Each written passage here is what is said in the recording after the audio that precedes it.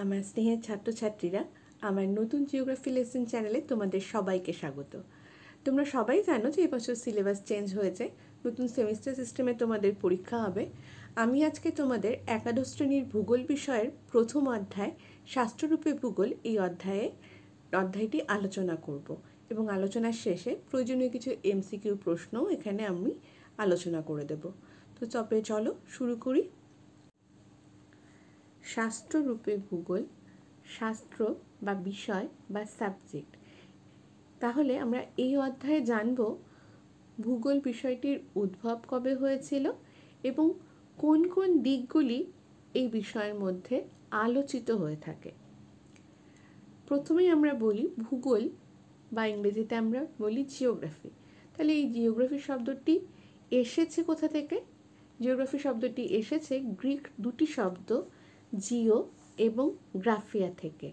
জিও কথাটির অর্থ পৃথিবী এবং গ্রাফিয়া কথাটির অর্থ হচ্ছে বর্ণনা বা বিবরণ। তাই জিওগ্রাফি বলতে আমরা বুঝি পৃথিবীর বর্ণনা বা পৃথিবীর বিবরণ। ভৌগোলিক ডিকিনসন আজ থেকে প্রায় 2000 বছর পূর্বে শাস্ত্ররূপে ভূগোল বিষয়ের উদ্ভব ঘটেছিল বলে মনে করেন, অর্থাৎ বর্তমান সময় থেকে প্রায় 2000 বছর পূর্বে এই ভূগোল বিষয়ের উদ্ভব হয়েছিল। আমরা আমাদের কিছু প্রাচীন গ্রন্থ যেমন আর্যভট্টের সূর্য সিদ্ধান্ত, বরাহমিহিরের বৃহৎ সংহিতা, এই গ্রন্থগুলিতে ভূগোল শব্দটির প্রয়োগ দেখতে পাই। আবার পদ্মপুরাণে যখন মহাকাশ সংক্রান্ত আলোচনা হচ্ছে, সেখানেও আমরা খগোল বা ভূগোল বিষয়টি জানতে পারি। এটিকে আমরা অনুমান করতে পারি যে প্রাচীন ভারতেও ভূগোল আলোচনার বিষয় ছিল। এবার বলি, দেখো ভূগোল শব্দটি কে প্রথম প্রয়োগ করলো? ভৌগোলিক এরাতোস্থেনিস প্রায় 234 খ্রিস্টপূর্বাব্দে প্রথম জিওগ্রাফি শব্দটি ব্যবহার করেন। তাহলে কে জিওগ্রাফি শব্দটি ব্যবহার করেন? এরাতোস্থেনিস 234 খ্রিস্টপূর্বাব্দে প্রথম জিওগ্রাফি শব্দটি ব্যবহার করেন। এরাতোস্থেনিসকে বলা হয় ভূগোল শাস্ত্রের জনক। তোমরা এটাও এমসিকিউ এর জন্য পড়বে যে কাকে ভূগোল শাস্ত্রের জনক বলা হয়। এরাতোস্থেনিসকে বলা হয় ভূগোল শাস্ত্রের জনক। এবার দেখো, আমি বললাম যে আজ থেকে প্রায় 2000 বছর আগে সাবজেক্ট বা বিষয় হিসাবে ভূগোলের উদ্ভব হয়। এবার এই 2000 বছর ধরে প্রাকৃতিক অবস্থা, রাজনৈতিক অবস্থা, সামাজিক অবস্থা সব কিছুরই কিন্তু আমূল পরিবর্তন হয়েছে এবং ভূগোল যেহেতু একটি গতিশীল বিষয়, সেই জন্য কিন্তু এই পরিবর্তনের সাথে তাল মিলিয়ে ভূগোল বিষয়ের মধ্যেও কিছু পরিবর্তন হয়েছে এবং অনেক কিছু এর মধ্যে সংযোজিত হয়েছে।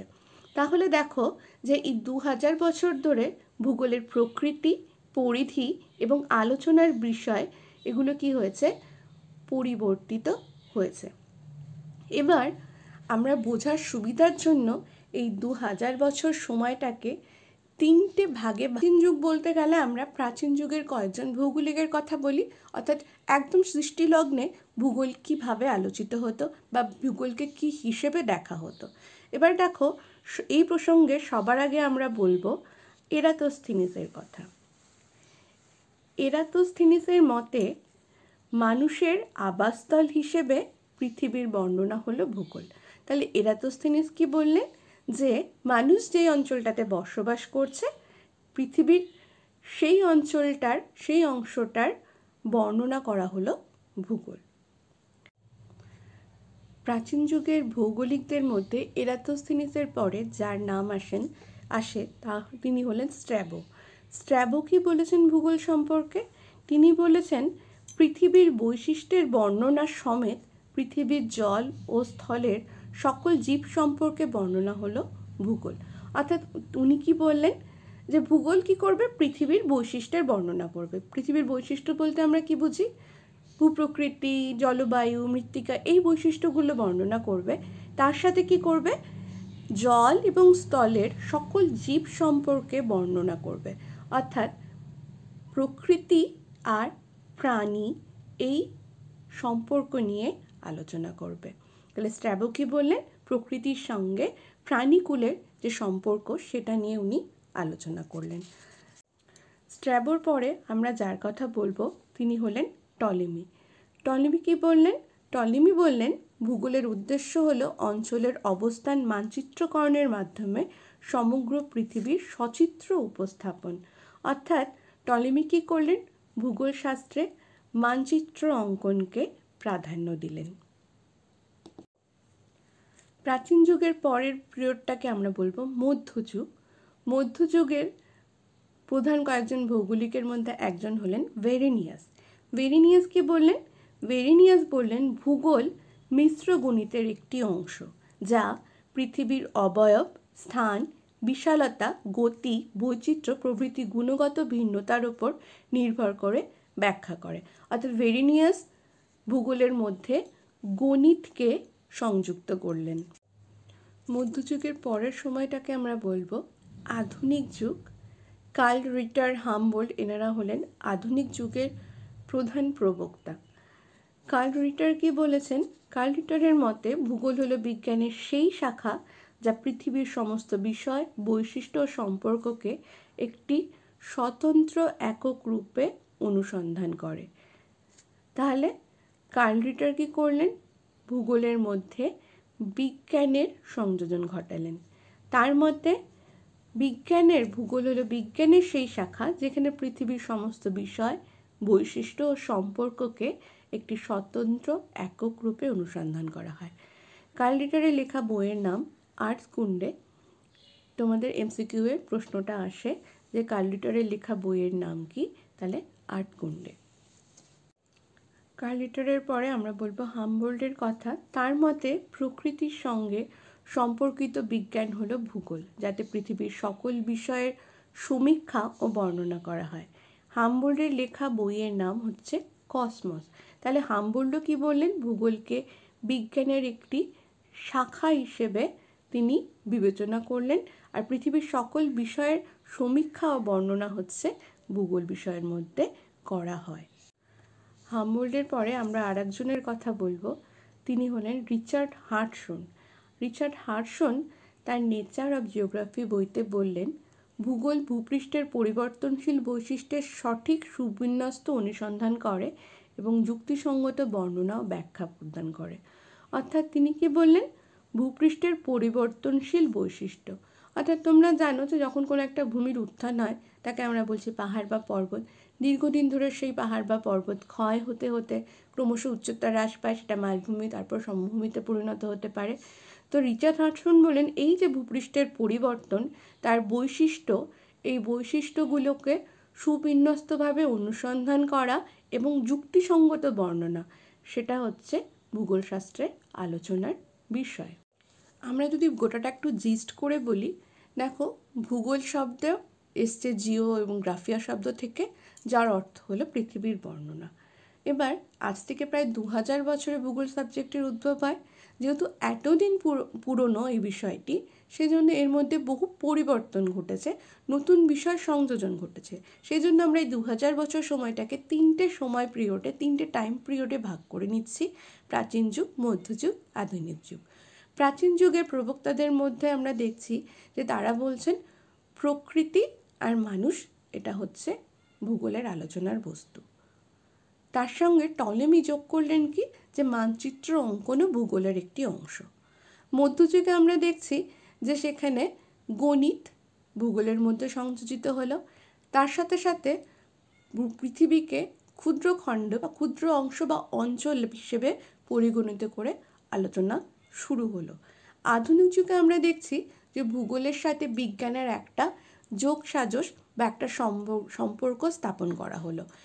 আধুনিক যুগে বলা হচ্ছে যে ভূগোল বিজ্ঞানেরই একটি শাখা এবং ভূগোলের সমস্ত বিষয় আলোচনা, অনুসন্ধান, সমস্ত কিছু বিজ্ঞানীর দৃষ্টিভঙ্গি দিয়ে একটা যুক্তিসঙ্গত প্রমাণ বা যুক্তিসঙ্গত একটা বিশ্লেষণ করা হয়ে থাকে। অর্থাৎ ভূগোল এবং বিজ্ঞানের সংযোগ ঘটছে এই আধুনিক যুগে। আমরা এতক্ষণ ধরে যে ভূগোল আলোচনা করলাম, এই এতগুলো জিনিসকে একসাথে আমরা সহজ করে কিন্তু এইভাবেও বলতে পারি। এটা তোমরা ভূগোলের সংজ্ঞা হিসেবে লিখেও রাখতে পারো যে ভূগোল হলো বিজ্ঞানের এমন একটি শাখা যেখানে পৃথিবীর বিভিন্ন প্রাকৃতিক উপাদান ও মনুষ্যসৃষ্ট সাংস্কৃতিক উপাদানগুলির বণ্টন এবং উপাদানগুলির মধ্যে পারস্পরিক সম্পর্ক বিজ্ঞানসম্মত ও যুক্তিনিষ্ঠ বিশ্লেষণ করা হয়ে থাকে। অর্থাৎ কি বলছি, আমি এখানটা আবার বলে দিচ্ছি যে ভূগোল হলো বিজ্ঞানের একটি শাখা যেখানে আমরা কি পড়ছি, প্রাকৃতিক উপাদান, মানুষ সৃষ্ট সাংস্কৃতিক উপাদানের বণ্টন আর উপাদানগুলোর সম্পর্ক, অর্থাৎ প্রকৃতি, মানুষ, সংস্কৃতি এবং এই তিনের মধ্যে পারস্পরিক সম্পর্ক তার বিজ্ঞানসম্মত ও যুক্তিনিষ্ঠ বিশ্লেষণই হলো ভূগোল। তাহলে তোমরা নিশ্চয়ই বুঝতে পেরেছো যে ভূগোল বলতে আমরা কি বলছি। এই অনুশীলনী থেকে যে ধরনের এমসিকিউ আসতে পারে এখন আমরা সেগুলো নিয়ে আলোচনা করব। প্রথম প্রশ্ন হলো, প্রাচীন যুগে ভারতের প্রথম ভূগোল শব্দটি কে ব্যবহার করেন? অপশনগুলি হলো বাণভট্ট, হর্ষবর্ধন, আর্যভট্ট, চরক। উত্তর হলো আর্যভট্ট। সেকেন্ড প্রশ্ন হলো, কোন ভৌগোলিক প্রথম ভূগোল বা জিওগ্রাফি শব্দটি ব্যবহার করেন? Humboldt, Ritter, Haggett, Eratosthenes. উত্তর হলো এরাটোস্থেনিস। তৃতীয় প্রশ্ন হলো, এশিয়া তথা ভারতে প্রথম কোথায় ভূগোল চর্চা শুরু হয়?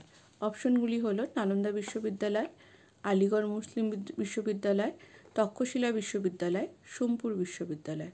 উত্তর হচ্ছে আলিগড় মুসলিম বিশ্ববিদ্যালয়।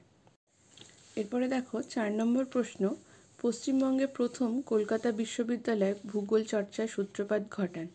Doctor Shibprasad Mukhopadhyay, doctor Shibprasad Chattopadhyay, doctor Shibprasad Shastri, doctor Shibprasad Bandyopadhyay. উত্তর হলো ডক্টর শিবপ্রসাদ চট্টোপাধ্যায়।